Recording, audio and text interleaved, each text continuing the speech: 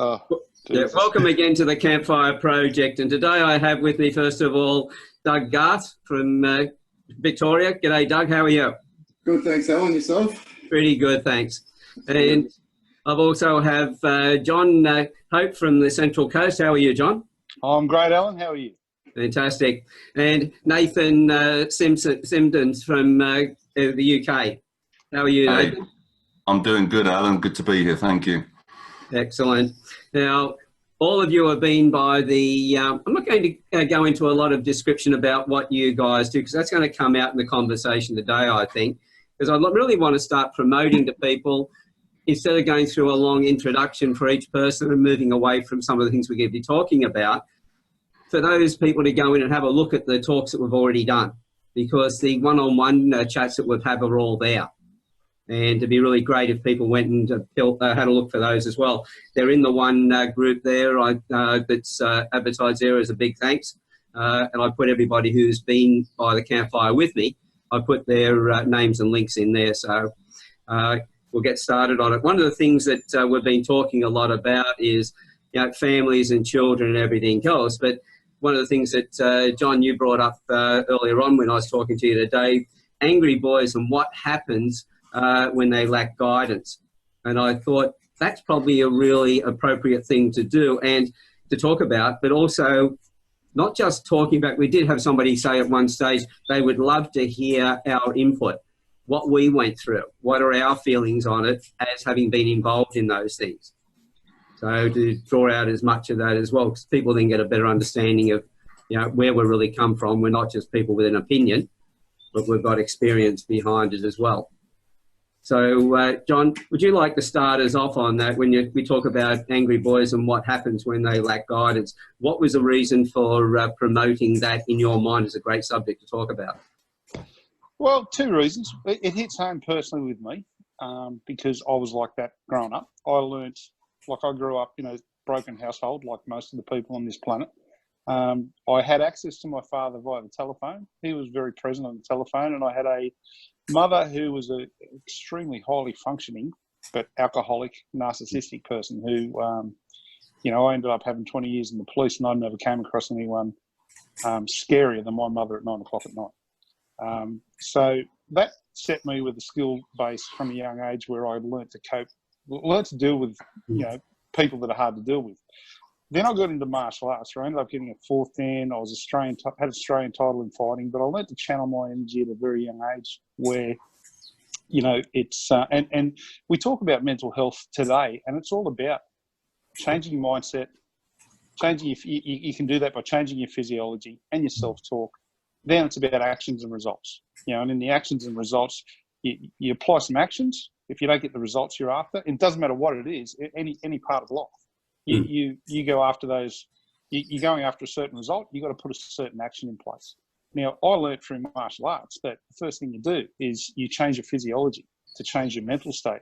Then you get yourself into a point where you're going to do combat. Then, your action, whatever you're doing, say you're throwing a punch. If you throw it a certain way and then you get punched in the face, well, you know that result isn't very good. So you change the action to get a better result. And I didn't realise at a young age it was getting out of the police after 20 years in the police. A psychologist pointed it out to me.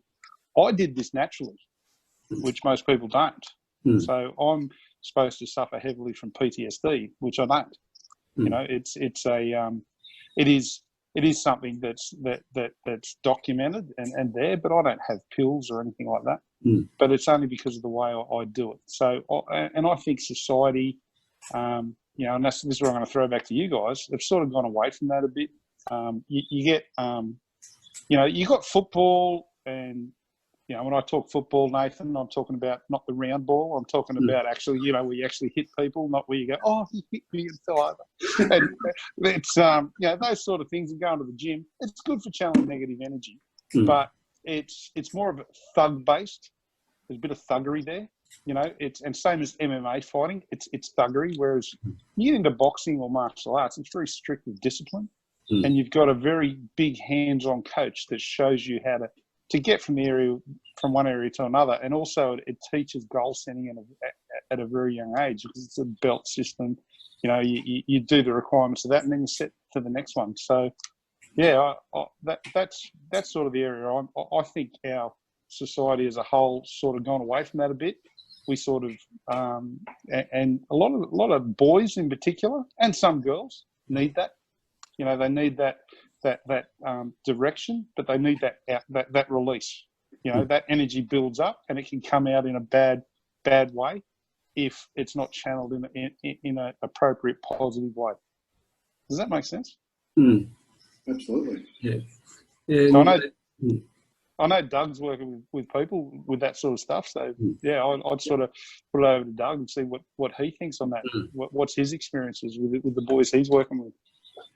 Yeah, I suppose my background's pretty similar to yours in a way, except my mother was the violent one in our house, and my father was copping a lot of family violence and would never stand up. He was still ashamed to stand up. So I went through basically my whole teens as like very angry, and that whenever somebody done anything that I didn't like, or I was playing footy, and I didn't get the kick or whatever, my first reaction was just to turn around and belt somebody.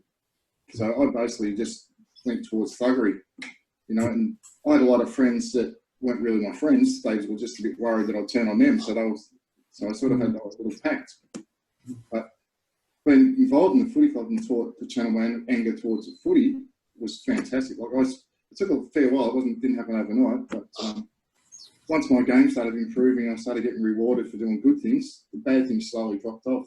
And once I moved out of home and I was away from all the violence and stuff, it slowly turned around and made me who I am now. And I'm still involved in that same footy club today. So, yeah, the guidance was pretty important in the process of making that change. Absolutely, yes. So it's not so much what, because I know in society it's all about, with the advertising today and everything else, the boys are supposed to behave in a different way to what boys actually do. Because I always keep saying boys will be boys. They're not going to be giraffes. They're not going to be tractors. Well, they're boys. Well, they might be tractors. Yeah, but to give them that title so the boys go, because they don't understand what we're talking about. And so with that, it makes it really difficult for them to be able to understand what's going on. So they're totally lost. We're doing more damage to the boys by that attitude, and we're wondering, and the women are also wondering why there's no good men coming through. Well, they don't believe there's good men because we're not allowing them to to grow and come through. Yeah, absolutely. And I was that angry. I was at the point where I really needed to cry. I really needed to show my emotions, but because it wasn't shown back then, and boys weren't one to be crying and showing their emotions, I'd bottle it all up and I'd just go crack and let it all out at once, and it would come out in anger and violence, and I'd just basically go around the streets looking for a fight rather than letting my emotions out and getting help. So yeah. Nathan, how much do you resonate with what's being said here as well? And by the way, just make sure your microphone's on there. I can see it's off. That's all good. Massively. So it comes from a different angle. So John and Doug talk about the challenges they had with the parents in their lives. I actually came from a very stable background. Both my parents, well, my father was a police officer for 28 years. My mother was a police officer for X number of years. She's ex-flying squad, stable family, stable environment. I had martial arts for around about the ages of 8 or 9, and I was building that up, and I was getting very proficient at it. And as I went into school, things changed in school. I started to get bullied by other children. I was the biggest kid in school. I'm 6'6" now. I've always been 2 foot taller than everyone else. And then I started getting bullied by older kids from another school that didn't know me. And eventually that frustration and that emotional content, I then started redirecting that to other people. So the martial arts that I had learned, that became a mechanism to vent my frustrations rather than to focus my discipline. I didn't have anything else to focus my energy on. And I understand now as a 41-year-old man, my energy is all about challenge. It's all about positive friction. It's about helping people to use that concept. When I was 16 though, that turned into drug use. So, my energy got channeled into smoking marijuana. And then over a course of a number of years, that then escalated, and there was violent outbursts. There was altercations with other people, and I would use my physical size and the strength that I had and the skills I had at that point to redirect it negatively. And it's only now that, after the last sort of 6 or so years that I look back at that. And one of the things, I think I said it before to Doug and other people, is a quote I heard is hurt people hurt people. That energy bottle up. You just don't know what to do with it because you haven't had someone tell you what to do with it. You haven't had anyone to help you redirect it in a positive form. And then all of a sudden you go, okay, well, what am I supposed to do with this? And then, you know, eventually it builds up and up and up and up. And then the pressure valve just releases and something catastrophic happens.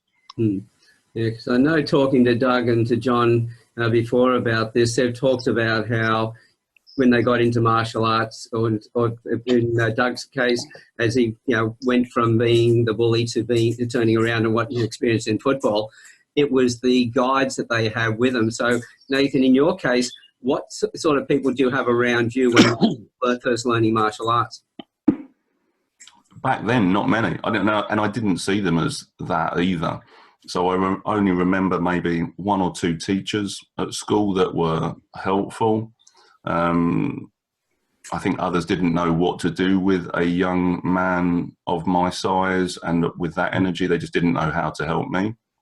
And I was thinking about this last night. Actually, one of my teachers, who was an ex-police officer, he was taught at an early age that if you wanted to control a class, you break the biggest one. So we would, and I took it in fairly good humour, but you look back on it, the guy was putting me in a wrist lock to try and get me to, at 14, 15. So that again just causes a level of physical frustration and want to outlet, because you're not actually being spoken to emotionally. You're not actually being given a space to speak freely.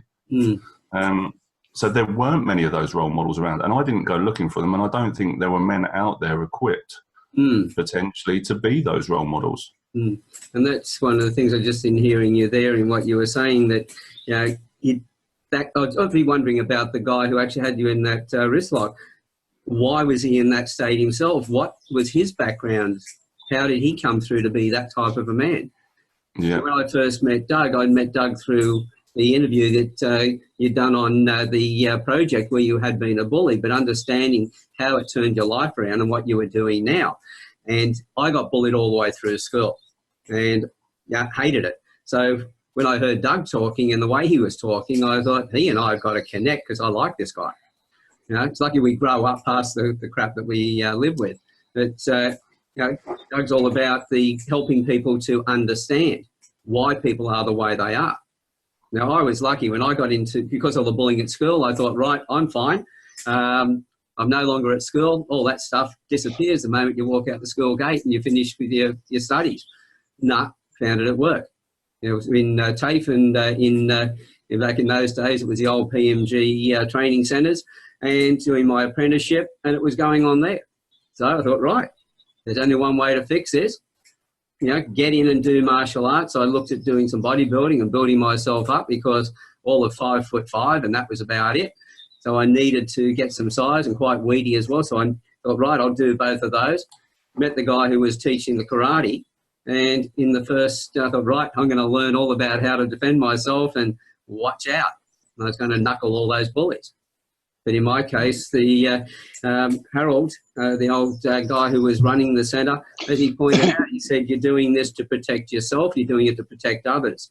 If you start a fight, you'll be on the mat with me.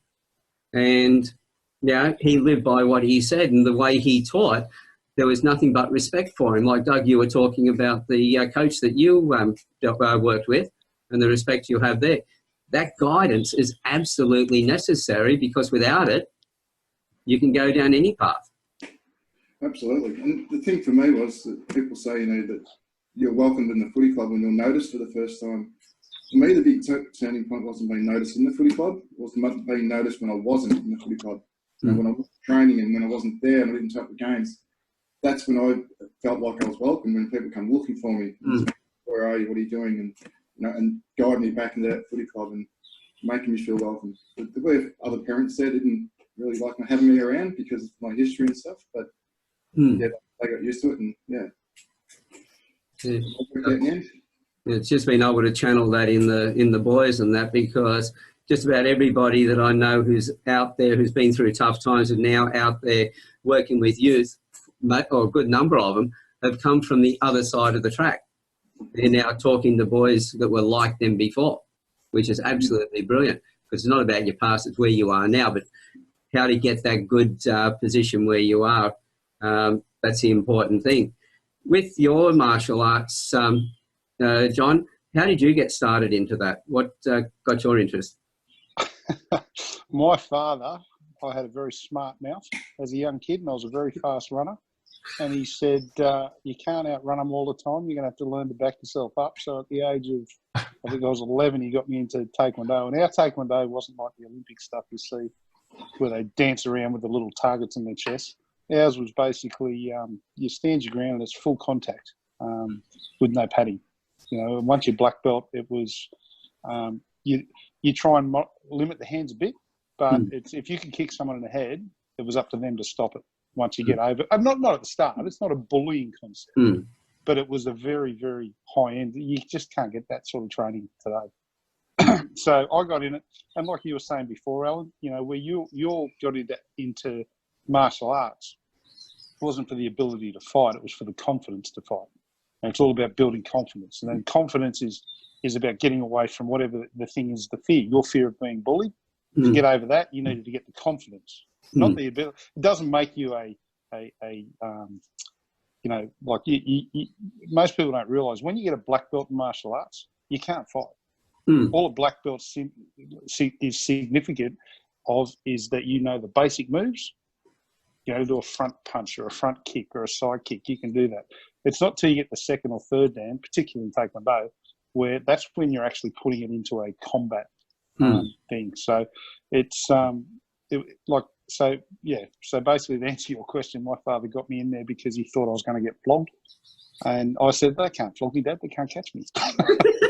He said, sooner or later they will. I went, yeah, right. So then I became that sort of person that had a smart mouth and could back it up. I don't know if that was a good thing or a bad thing, but it was definitely a thing. So it was something that helped me a lot in the police. You know, I was someone that could, you know, when you deal with a lot of people that are difficult, to put it nicely, and I was someone that could get someone in the back of a truck, which most people couldn't. So, you know, I'd get called and have to do that. So effectively it became like, I wasn't a bully, but I bullied bullies. You know, when I found someone that was a bully, I had fun. But yeah, you're talking about, it's like professional footballers. It's like that was like the fighting part. That was my game. So I'd go in, do it. You know, you get the mindset. People go, "Oh, geez, you're angry," and then you come away and they go, "How come you're not angry anymore?" Because it's not an emotional thing for me. Most people get emotionally involved in a fight. I don't. You know, it was play. It was a sport. So it's and it was very, very good for me because growing up the way I did have a lot of negative energy. I could have gone down a really bad way. Yeah, a bad road. But I had the strict discipline and the way it changed my my psyche, the way I thought. You know, it helped me greatly later in life, especially being a policeman for 20 years. And I was frontline the whole time, dealing with people in Sydney, Darlinghurst, Burke, you know, some of the toughest stations in our state. And, you know, it just worked out well because I'd done that. It actually serviced me well because I was able to defend myself and I had a ball doing what I did. So, yeah. It's you don't see that now though. Like it's just not not as available as it was back then. I think police boys clubs too. Like I think they're a really good thing in and I've known a lot of people, the old traditional ones, where they really help youth. You know, like those young kids, and they can be quarter pointed where they'd send them. They've gone away from that, and I think it's bad. You know, like I think football, like Doug said, football's great. You do get a release. But there's some kids that just need that little bit extra. Yeah. You know, like they need to be heavily coached and they need to do that little bit more than the average person as far as punching and kicking and taking it out on a bag and doing that sort of stuff. And I think, police boys clubs, I don't know how it is in Victoria, Doug, but up here, they were very prevalent 20 years ago. Where I grew up, they wouldn't open a police boys club because they said it was too violent an area. I'm like, okay, I don't know how that works, but you know, you can still go to different areas of Sydney, and they're still available today. But I think they're, I don't think enough emphasis is put on how effective they are. Whereas 30 years ago they were. The magistrate would send you to the boys' club for that discipline, the direction, the coaching, and to get that outlet and get rid of that negative energy in a positive way. That's it. So I know with, as I said, I wanted to learn the martial arts so I could sort all these people out. But because of the guidance I had with Harold, the end result was, excuse me, I've never been in a fight since. I'm going on 67 now, and I've never been in a fight, never needed to, because the confidence it gave me allowed me to stand up in a way that even people who were bigger than me would leave me alone. Whereas in my younger years, where I was told, I was kept away from looking after myself, I got bullied just about every day at school. I hated primary school, I hated secondary school.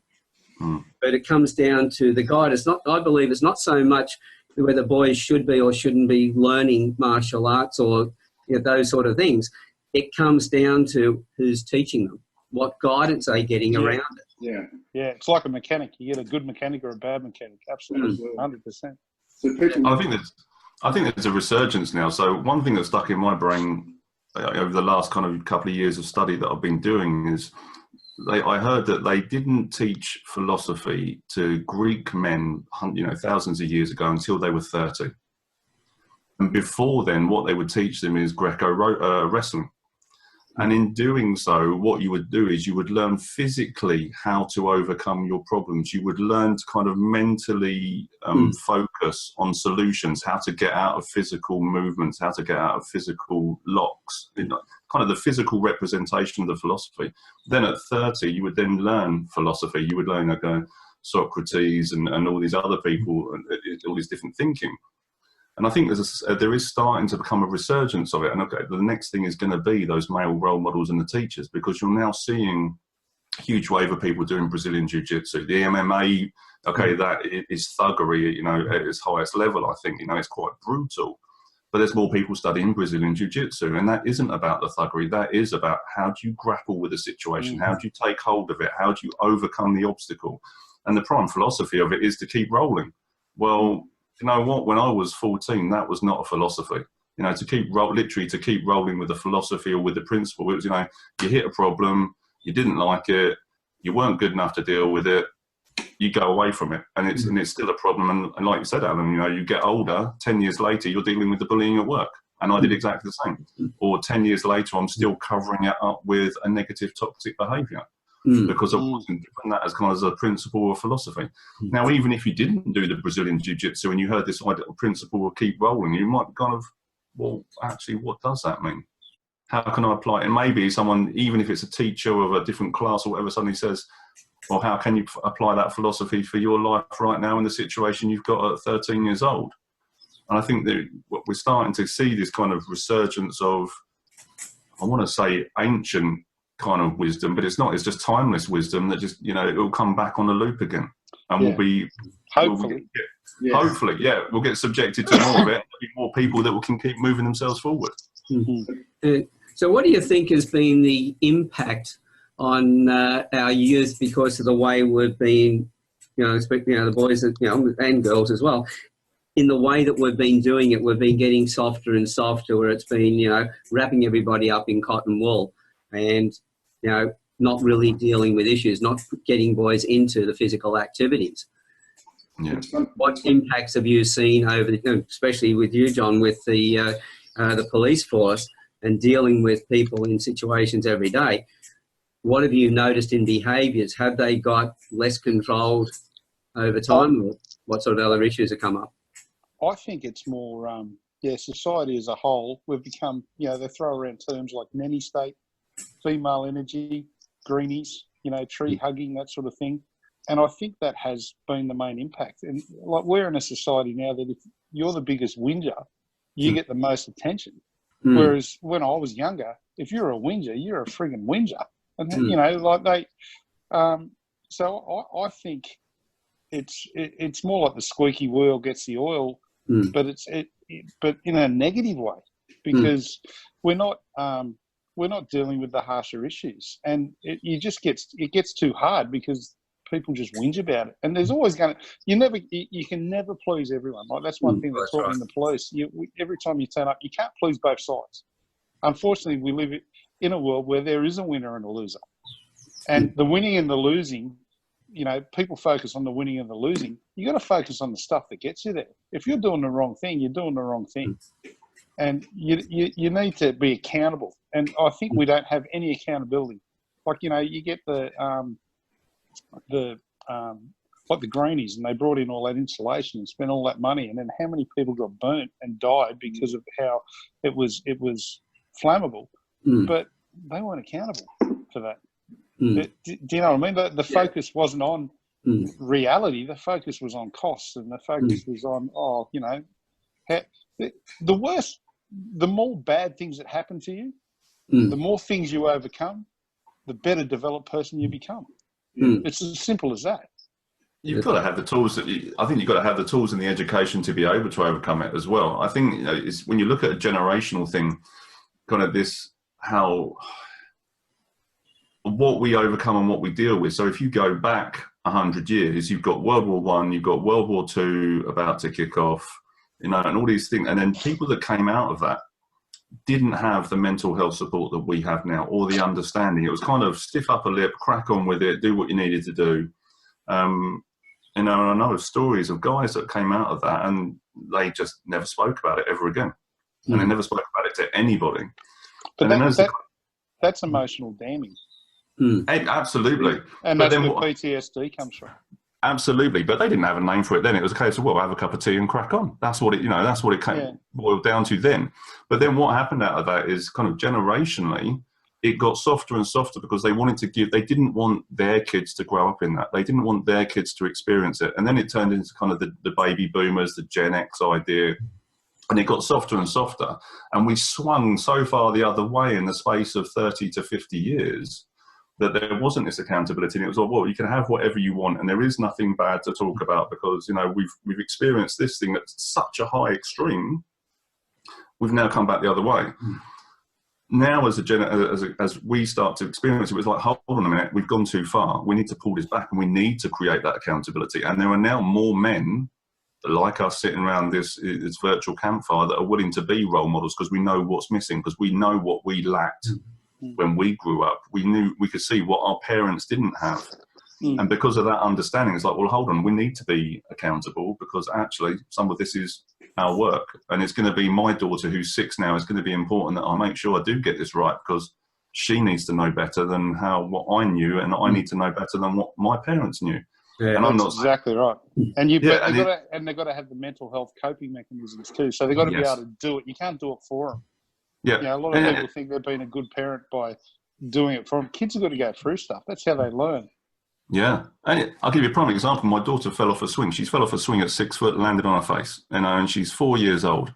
And luckily we have some fairly soft matting. It's not like the hardcore concrete we grew up on when we were playing at the playground.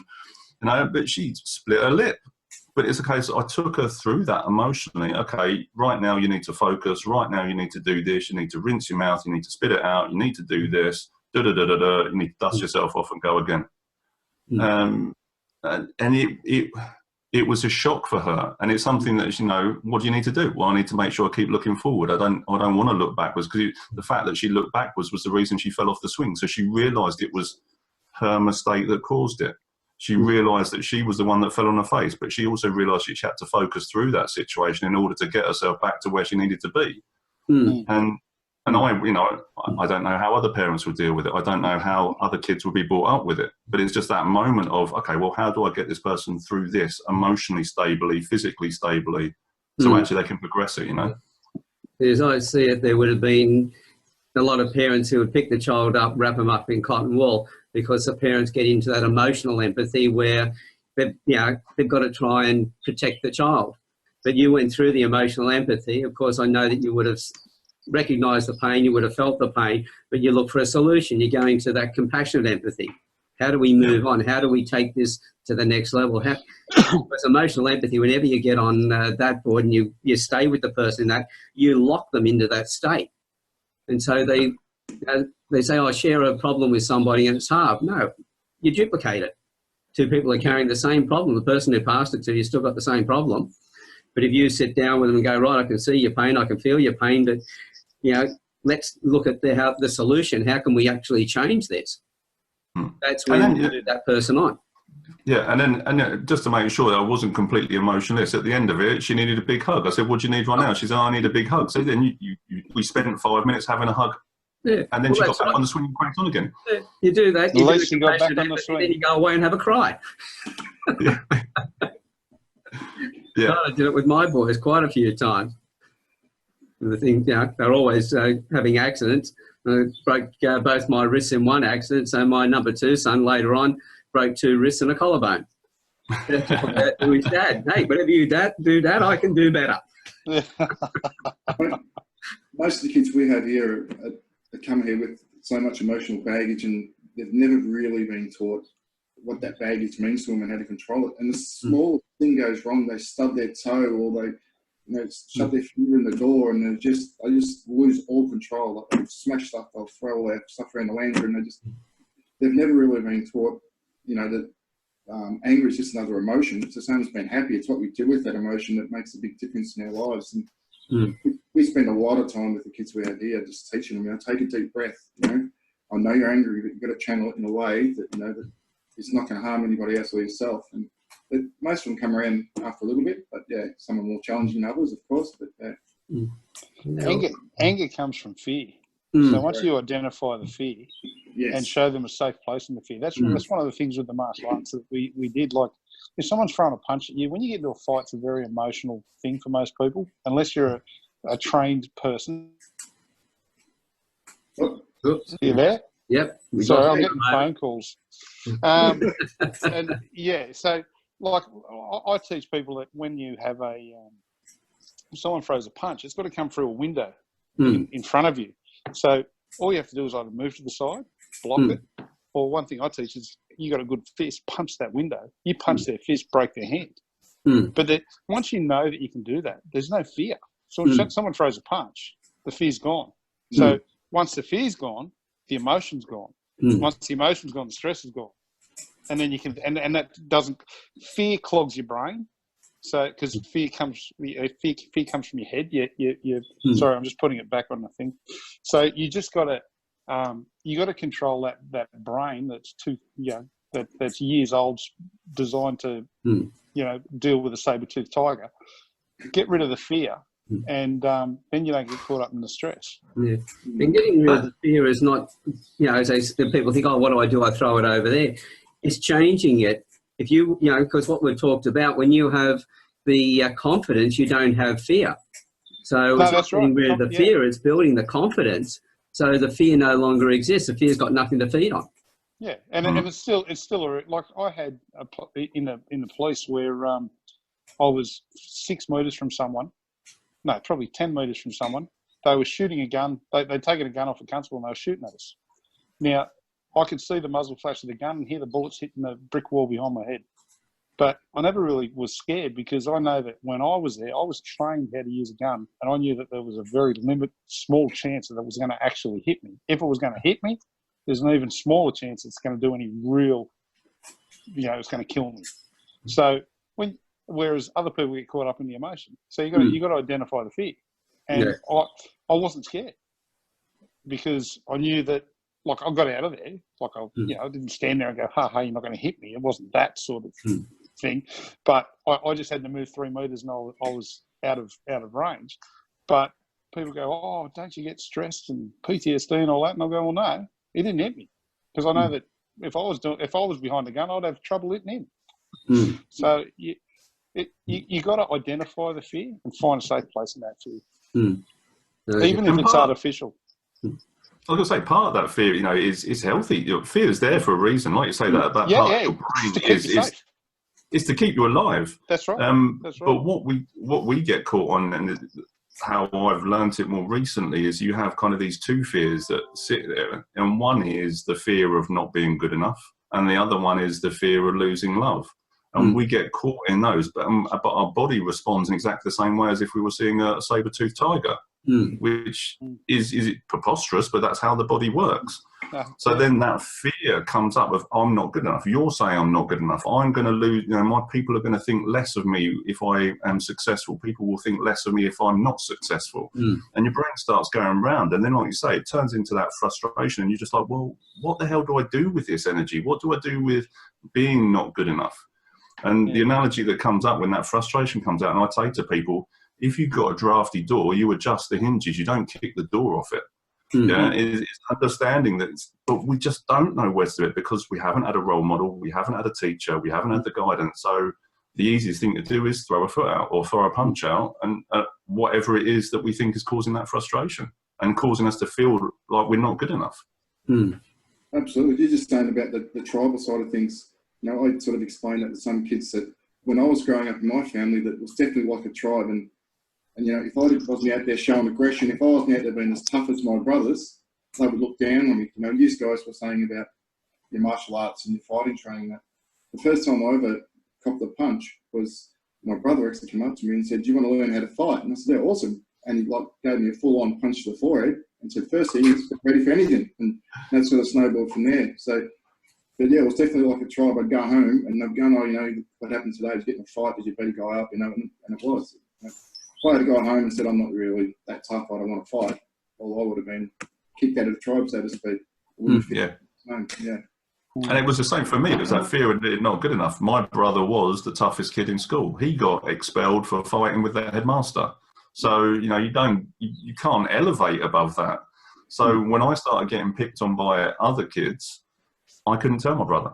Because then I had this 14-year-old version of reality said that I couldn't tell him that I was getting beaten up by someone else because I thought he would love me less, and I was scared that he would love me less because that was happening.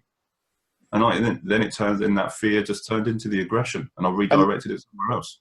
And the fear changes your physiology, so you then start going down, and then your self-talk is all wrong. So then if you change your physiology, it changes your self-talk. Then you change your self-talk. And then you look at your actions and results. Change your actions and results. And if you can't do the actions and results part, that's when you get a coach. That's where the martial arts part comes in. You get someone that can say, right, you want these results, change your action. And there's not one aspect of life where you don't do that. It's you just have to you just have to get out of your head where the fear is. Get into your heart or your central nervous system and the direction that you want to go. And then if you can't get there, find someone that's there and ask their advice. That's coaching. And that is the coaching side of it. But there was especially say 15, 20 years ago here in the UK, there just aren't or weren't those role models that know that. And I understand from a physiological point of view now, the stuff that you're talking about, which is why I share what I do. But then it was kind of change your physiology. You're in fear. Well, how do you stop yourself from being in fear? Well, you become the predator rather than the prey. So your physiology changes and the emotional content. So I can stand up and I can change my physiology, but I'm doing it still from a place of fear, but I'm doing it by redirecting it as anger. And therefore, that was my version, or the version of reality that I played with. Now, when I look back, I understand, how they root back. And I think some of it comes back to that historical thing, that lack of role models or so few role models. And I could say to Doug, the guy that was helping you probably had something similar happen to him or had seen something which meant that he became that role model. Whereas the environment I was in, I don't think there was. I know my parents did the best that they could with the best that they had. They were both only children. They both came from very Victorian upbringing. That kind of history. Well, they ended up having two boys. Well, if you're an only child, what the hell do you do with two boys that are both very boisterous? They didn't have their own personal experiences of that. And then you look at the other role models and other teachers about no one was ready 20, 30 years ago to be dealing with the mental health challenges, manhood perspectives that were already bubbling to the surface then. And it's only because we're talking about it more now that more people like you and Doug and Alan that are willing to step up and say, look, we need to talk about this because we can see how it's damaged us. And also on the other side of it, how it's made us stronger people because we had an idea of personal development, we had an idea of role models, we had an idea of martial arts. How we then proliferate that information and give it to more people so that actually, even if we help one person or Doug helps a whole team or John helps in another martial arts club, whatever it is, that actually we go and multiply the impact that, or the understanding that we've come to have with more people.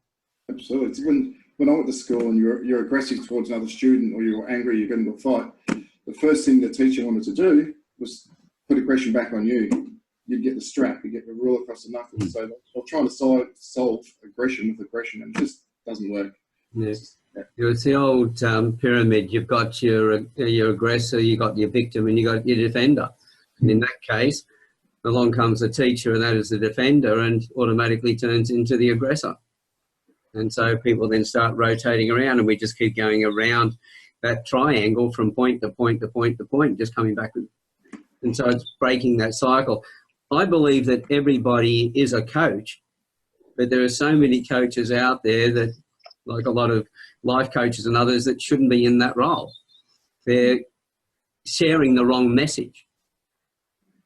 We need more people who will, like, well, Doug, you had that coach who took you under his wing, and he knew what was going on around you, even though you didn't know what was going on.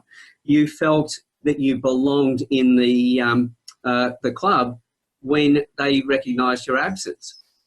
Absolutely. That shows how much it's got to have a massive impact, because all of a sudden I grew up thinking, well, if I didn't think anybody knew, if I was gone, everybody'd be happy. And actually I was 9 years old when I tried to make that happen, and then worked out partway through it what a stupid thing I was trying to do, because nobody wanted me there and I'm making everyone happy in the process. So I realised in my case, I became quite aggressive in myself, like very angry and everything else, but I didn't have the size to defend myself. And I'm sorry. Yeah, but then looking for role models, I didn't have those either. Not in my own family. My father died when I was 3, and that was part of the problem, but I didn't have other men around me. It was one boss that I had when I was in telecom, when I started work. It was the Harold from the gym, for the excuse me, seems to be going around all of us there, with the martial arts side of it and his ethics and everything else and the way he did it. And it was a few other men that I seemed to just sort of touch on, get a little bit of them, but because I was so open and looking for answers, I was able to use that. So becoming that guide, Nathan, with your daughter, not only are you teaching her with the compassionate empathy and everything else, and still showing her the emotional empathy that she's loved, because that part is always going to be part of the compassionate empathy, but you're a role model that she's watching. And she's going to be looking at, well, what sort of men are there in the world? That's how she's going to decide. If people talk about, Freud talking about, parents and, children and everything else, I think they got it wrong. What it was more a case of was that boys, we look at our dads as our first hero. Our mums, we look at our first love, and the same thing with the daughters. I'll look at their dad as their first love. And so in that, we then watch what they're doing, and we then gauge on what we're going to be as a human being when we grow up as well, as an adult. So we learn by that behaviour. So it's always going to come down to the guides that we have, the people who are influencing us, is going to direct us where we're going. It's not so much the activity that they're doing. That's why banning martial arts and things like that. I know there are some schools that are actually teaching 4-year-olds martial arts. That's ridiculous. Yeah. So somebody thought, oh, we've got to up in these high-end babysitting. And as I said, now we've got as I said, we've got coaches who haven't got a clue. We need to have more men and women who have lived through things, learnt from experience, and are doing it not so for their own egos, but for the development of the child. I think the focus is off. Like, people are concentrating trying to stop the aggression. The aggression's a natural occurrence. You can't stop the aggression. That's just going to make people implode.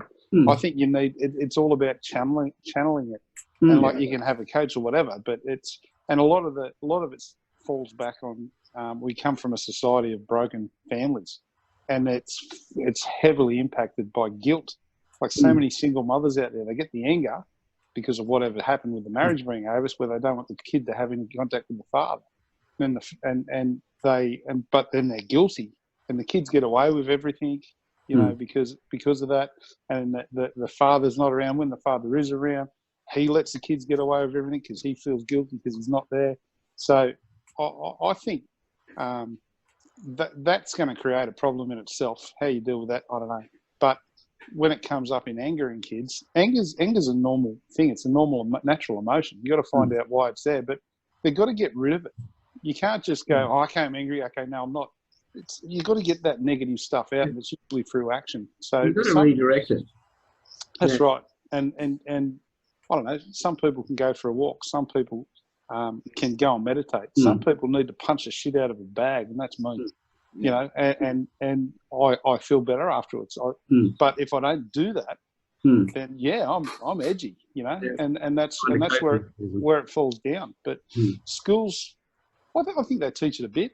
I think it's out there, but I think that it's the society sort of saying, "Oh, stay away from the aggressive stuff."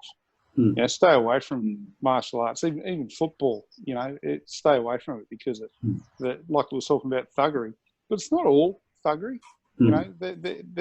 It's if you've got a good coach, but it's a release, like Doug said.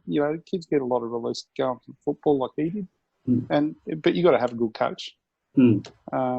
So I think the focus has just got to be on how they deal with the energy, not what if it's there, it's there. Yeah, and it's not really a case of, everyone said to me when I was growing up, get me to react ready for anger. Well, I always say to somebody, well, if somebody attacked your family, would it be appropriate for you to get angry? Oh, dead right. So I said, it's not the fact you got anger, it's the reason for the anger and the way in which you use that anger. So as you said, how we can redirect that is a completely, it's a solution. But to narrow down the things that a boy can do, even if you don't put a cork in it, the fact that there is no outlet for it is going to build up. It's like a volcano. Sooner or later, it's going to blow its top. Same as a river in flood.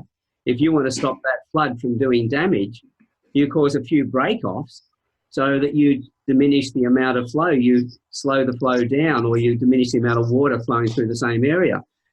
You redirect it, as you said. So it's a matter of having the right people to guide, bring this stuff in, because some people are very physical. They need to be physical. It's part of their personality. Others are more what I call a mental motive. It's more about the thoughts and using their mind. So it's not me. That's you. It's not me. I'm action. You're mental. And then you got the eyebrows too, if they're dramatic. Well, if anyone wants to know what John's talking about, John's done one of my courses on profiling and how the facial features give away your personality. And John is very much physical motive, which is just going to be the best way to do it. Get out of the way and let me get it done. And I'm sitting there going, but you've got to have the best way to do it. So I'll sit here and work that out for you. Yeah, I've got one son that's action like me, and he plays football and he's very much action. And then my eldest son, Jock, he's a mental motive. He's very good at act, like he played state OzTag and rugby league, but he just got 92.9 in his ATAR out of 100. And he is massively mental motive. Like you can just see just on his face. So it's amazing how that stuff, I think that sort of stuff would play heavily on this too, because when you're dealing with the kids, and you can tell if they're mental motive, if it's in their head. You can tell if they're action motive. If they're action motive, like they're the sort of people that really need to get out and punch a bag and run around the block. Also, if they're dramatic, like if they've got the pointy eyebrows, or like I haven't, I'm aesthetic, so I'll just go. I go along and I'm even tempered, but when I go off and I come back down. Whereas some people are dramatic. They live on that emotion going up and down. So those sort of things do play. What's that? I'm short spike, they go up and then come down real quick. Yeah. But haven't we? Yeah, you're aesthetic. You can see that, can't you, Alan? Yeah. This is the thing. There's no use hiding, Doug, and that I got you within the first 5 minutes. I first saw you. But on that aggression stuff, we had a young girl that was staying here, and we got a phone call from her school, and she like trashed. I'm talking an 8-year-old girl, absolutely trashed her classroom, destroyed other people's work, other kids' work, destroyed an interactive whiteboard, and really made a mess in this classroom. So we had to go pick her up. So I drove into town and picked her up. And when I first arrived there, the teacher was basically in a fetal position in the classroom. She'd had enough, and they said, you need to take her home, you need to calm her down. And I said, no, here lays the problem. And the teacher said, what's that? And I said, she's done all this. I totally understand where she's coming from and why she's done it, but she also needs to know there's consequences. So we stayed back from 3 o'clock to 6 o'clock and helped clean that room. And the teacher's like, oh, no, she needs to go home, she needs love and care. I'm going to give her love and care here, but I'm also going to explain to what she's done wrong, how she could have better handled it, and these are the consequences, now we have to clean up. Make her accountable. Good stuff. Yeah. But it took a long... Sorry, yeah? I was just going to say, there's also something to be celebrated in as well. For an 8-year-old girl to actually have the physical purpose and wherewithal to channel that energy. And I know it sounds almost contradictory. Crikey, there's an energy in that when she gets older. Crikey, what's she going to do for a job? She might be in demolition. She might be what? But there might. I think she's already there, mate. Yeah, but this is the thing. We don't say give her a hard hand. Pretty much. I'll give an example. We were at these fountains, and they throw these jets of water up 4 or 5 foot in the air, quite thick jets. And I'm watching all the little kids running through this in the summertime. And there's this little girl there, she's quite stocky, and you can see her parents, they've got the heavy metal T-shirts on, they're quite big people, and they've got the tattoos that go with it. And I'm watching the kids skidding around, and then there's little girls there, and she's trying to fill the bucket up. The water goes straight up, straight down, and she's trying to fill the bucket up. So first of all, she puts the bucket over the top, and the water obviously doesn't stay in the bucket. Then she's trying to work out what she does. Well, then what she does, she sticks her face in the jet of water and uses her face to bounce the water off her face to fill the bucket. And I'm just watching her in absolute awe that she'd got her, used her brain in such a way, and she put herself physically in the way to fill the bucket. And I was just like, you need to harness that. I didn't talk to her parents. I was thinking, if her parents, need to see this, they need to understand what her strengths are, what her skills are, it's the same with the 8-year-old girl that Doug's talking about. There is something in that force that is to be celebrated, because the world needs that sort of energy, just pointed in the right direction at the right problem, Yeah, well, she's obviously with the bucket over the water's hit the bucket. She's seen how it comes away from the bucket, but nothing there to catch it. She knows the force of it and how strong it is. Hey, my face can take that, not a problem, and put the bucket around the bottom. How old was she? I think she must have been about 4 or 5 years old. Hey. And it's just, it's just hold on. Processing. Yeah, and then you amplify that up, and it's that aggression. There's aggression in there. You've got to have a level of aggression to put your face in front of something like that. I'm going to deal with a fire hose. Just use my face. Yeah, whatever, come at me. It's having that aggression and celebrating it as a force to be recognised. And as Doug's situation is, she's done something, there are ramifications. When it gets directed the wrong way, there are pieces to pick up. Okay, but then how do you use that energy as a force for good and direct it in a way that is, beneficial for everybody, the people in the class, the people that she works with, herself, her family, and all those things that, mature out of that. Yeah. We're really lucky that school is really responsive, as in, if they see her starting to escalate and she asks, can she call, even though she doesn't stay at her house full time, they let her call any time of the day and stuff like that. Because she says she has trouble explaining her feelings to other people, which I'm so proud that she can ring me. But sometimes I think that, what are they getting paid for? I don't mind her ringing me, but here I am calming her down on the phone, talking her through what she's thinking and stuff like that. And I'm thinking to myself, well, they're actually getting paid to teach this girl. Why aren't they doing that? Why aren't they showing her ways to control her emotions and get her through the day? I don't know whether the system's failed there, or the teachers aren't learning the right stuff. No idea. Well, it's the emotional intelligence, I think, that's in my understanding, that they're not being taught. they're caught up in emotion, but not the emotional intelligence. They're not connecting with that, because with that sort of, you know, if I'd been the teacher, it would have been a case of, yes, okay, let her calm down, and then, okay, you need to help me clean this up. You're the one who's done this. It's showing them, as you said, their responsibility. And then in that, because the bond that you can actually create when you're working with somebody on a problem. And that was a great opportunity for the teacher to really connect with her. If she'd gone home and been wrapped up in cotton wool for that period of time, what respect is she going to have for the teacher? What she's been taught by that teacher is, hey, if you want to be treated softly, wreck the place. Correct. And we don't see any of those behaviours at our house. Like, she stays at the house once a month, and we don't see any of those behaviours at all. And, you know, the school and the home she stays at, so, you know, what do you do differently and stuff like that? And I said, well, I'll make sure there is consequences for one, but two, get her to talk to you, open up. Like, they don't, you know, I start to feel angry. Why starting to feel angry? You know, can this anything I can do to help you? Is there any way we can channel it? And the problem is these days is that people let it escalate, you know, before, and then they get something smashed, and then they respond to that rather than getting these kids to open up with their emotions, talk to you. She feels comfortable enough ringing me from school where she can't talk to a teacher. She rings from home because she can't talk to her carer. And I'm like, you know, there's not enough training there to get these kids to open up. But you define the lines in the sand, so to speak. Like, I know with policing, one of the things that you're dealing with is adults that throw tantrums is pretty much 90% of what you're doing. Most of the people in jail are just adults that throw tantrums.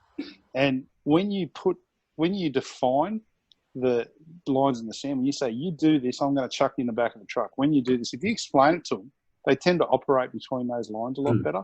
And even with young kids, like my kids do not throw tantrums because unfortunately they had a policeman for a father, and they learned, like I gave them consequences. So you throw a tantrum, you get in trouble for it. But I also, I had a rule, no next time.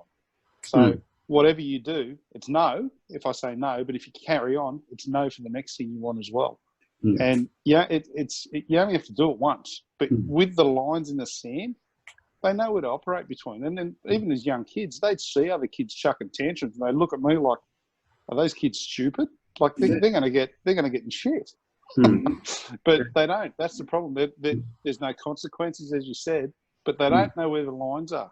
You know, and that's where games and sports come into it, because they define lines, and that helps a lot of kids. And but that transpires into adulthood, and that's where they come out and they have no, like we said before, coping mechanisms. They just don't have any. But if you define those rules, like you have, Doug, like you know, you're saying, yep, you do the wrong thing, something's going to happen. Whereas when she doesn't have someone saying that, I dare say that's where she falls apart, because she needs those lines in the sand to be defined. Yeah, we take the barriers away from the kids, but we keep the boundaries there, because without boundaries, they don't know what they can and can't do. When they don't know what they can and can't do, it causes frustration. So we create a problem. So helicopter parenting, it might be great for the parents because they feel good about themselves and everything else, but in reality, from what I can see, it's child abuse, because it's not helping that child to learn and grow. 100%. I raised my 3 boys on my own, and I was like you, I was a pretty tough taskmaster. I used to use the count, and I used to hear the boys go, he's got to 2, you better not, I hope he doesn't get to 3, and they would stop whatever they were doing. And people said, oh, but you're tough on your boys. But I remembered sitting there quietly, unsolicited, sitting in the lounge room. One of my older 2 boys was on his way to school. I won't embarrass him by saying which one of the 2. But he stopped and he's on the way out the door, and he turned around. He's 18 years old. He said, oh, Dad, I just wanted to let you know we're lucky to have you. And I went, where the hell did that come from? So I realised it had been the boundaries that I'd put in place and that I'd stuck to. You put the boundaries in place and you stick to them. That's the major thing. You don't go back on them. Yeah. I had Angus, who's coming through the door now. And he was about 5 years old, and we're at McDonald's. And you know how kids get that Happy Meal with the toy? And he was always No, he's not happy I'm telling the story. Hey, embarrass him completely. Tell him to come around in front of the camera so we can see him. Come around here so we can see. Come around. This is my little 6'5", 16-year-old. So hello. Hey, this is a little fella, eh? Yeah, this is a little fella. Hey, mate. That's Alan, Nathan, and Doug. Yeah. Nathan's in England and Doug's down in Victoria. Doug's in Victoria. He can't hear you. I'm in there. Of course, yeah. But hey, you can see what I'm like with technology these days. I can see those things hanging out your ears, and I'm still talking. No, I can't. Sorry. I tried. So, can you hear me? Yep. Yeah. So we're at the Angus was only 5, and he used to always test. And he'd be like, "You have the meal," and he wouldn't eat his meal. And I said, "Well, if you don't have eaten the meal, you can't have the toy." And he goes, "No, well, he's not eating the meal." I said, "Well, you take that toy over to the lady and say I can't have it." He walked up to the counter, young 16-year-old girl, and she must have had little brothers because he goes, "Well, I'm not allowed to have this because I didn't eat my meal." And she took it off him and said, "No, that's right. You're not going to eat your meal. You can't have the toy." And I thought, wow, that worked well. That thing worked for 10 years. I would go, "Remember the Macca's meal?" Yep, no, he wouldn't do it. He knew there was consequences. But that kind of triggered a thought in me. Is Doug was talking about teachers. Okay, where's the responsibility? Where's the accountability? Why isn't the teacher doing this? Why isn't the parent doing this? Well, actually, and I was thinking, kind of this idea was coming up as you're talking about, is this community space, this tribal space. And actually, an adult is an adult. It doesn't matter whose adult it is. If a behaviour of a child or someone is not appropriate, is not acceptable, is toxic, is damaging, is dangerous, how many adults do you know in a certain environment that would actually get involved and say that's not okay? They wouldn't. And I pose, you would. Yeah, I would. Yeah, absolutely. I did on the cruise ship yesterday, so yeah. Yeah, but growing up, if I ask this question to the other 4 guys in this group or people that are listening to this, how many adults do you remember that weren't related to you that drew a line in the sand? Yeah. I can guarantee you can remember every single one of them that said that's not okay. You need to change your behaviour. Yeah, I reckon they all worked for my mother because there was that many of them, and I was always being pulled up. Yeah. But it's like you kind of remember your teachers, you kind of remember, but every single parent or every single adult that wasn't related to you that pulled you up, and you're like, whoa, okay, actually I need to start thinking about my behaviour here. It pulled you up rapidly. Adults still don't do that. If you see a kid that's acting dangerously, toxically, whatever, it's an adult responsibility because we know the world a little bit better. Actually, we step in and say, that's not okay. You're okay. The behaviour's not okay. I do that I've got a shop at the moment, a bottle shop, and we have kids come in with the adults who are getting alcohol. That's what you'd call an offie, Nathan. I have. Yeah, I know. And I know the bottlers.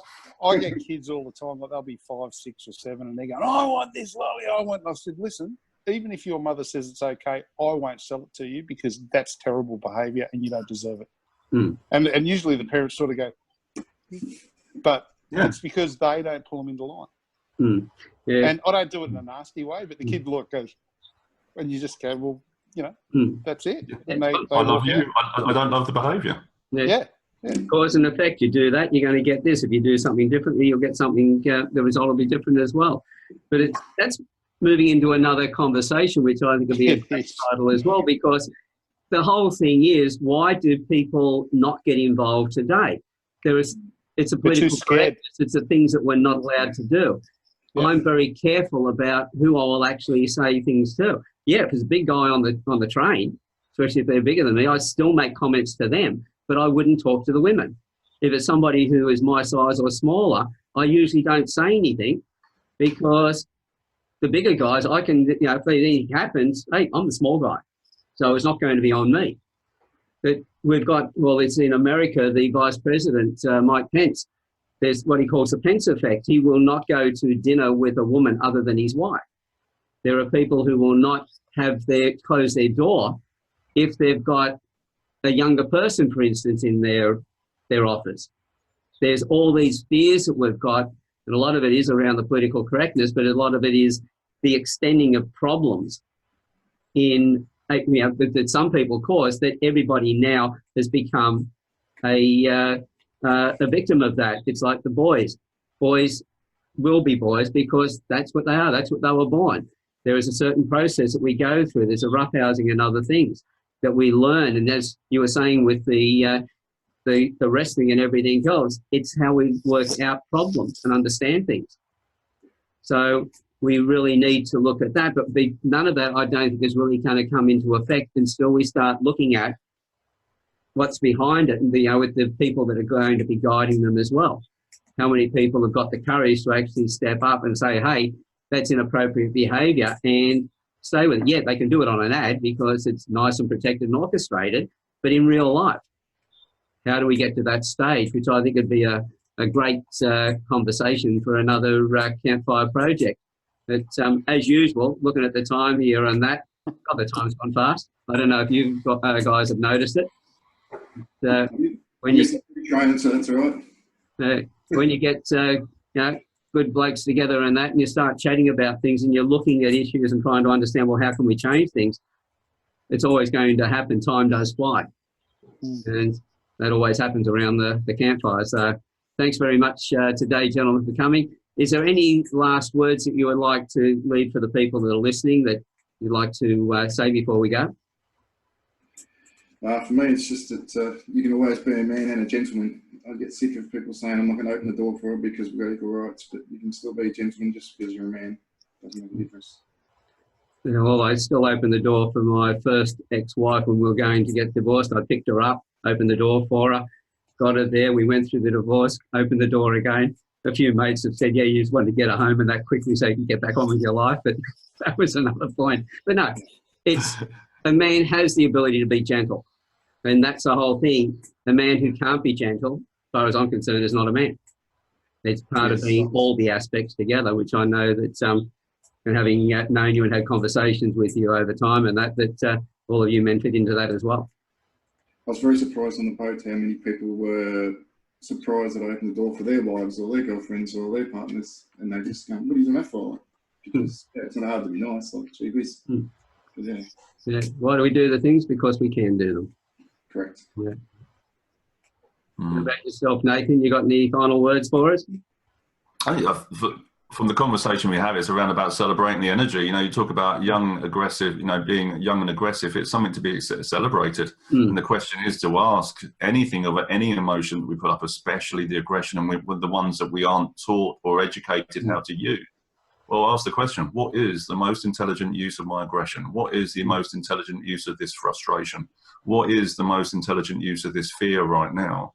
And then find out what the answer is to that question, and then go and do that. It may actually be, the answer may actually be, well, to go and actually fight that guy and stop that incident from happening. And that might be the answer, because that's what needs to happen there and then.